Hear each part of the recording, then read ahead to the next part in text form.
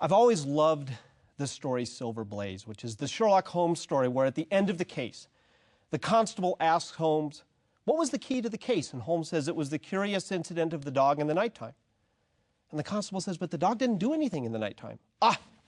Yes, that was the curious incident. The dog didn't bark. And so therefore, I knew the criminal must have been somebody who knew the dog. In our research, it is the dogs that do not bark that often give us some of the best clues. And the dogs that do not bark helped us see the who principle.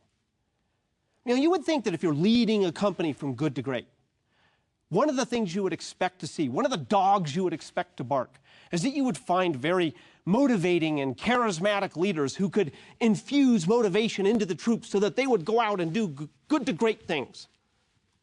Well, as our research unfolded, what we found is that most of the good to great leaders had had a charisma bypass.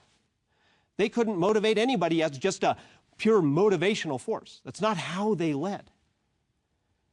But then when we began asking them, how did you get alignment? How did you get people motivated behind what you were trying to do?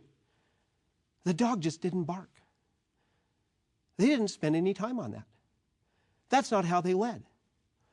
And we scratched our heads a little bit. How would you make sense of the fact that you're getting a whole company to go in a different direction, and yet the leaders who made this happen didn't invest in figuring out how to motivate people, how to inspire people, how to get people behind the flywheel?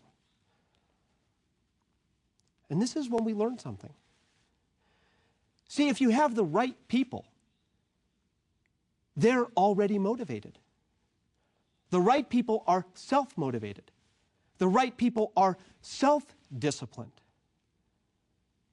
And the challenge of management, the challenge of leadership is not how to figure out how to motivate the wrong people into the right people.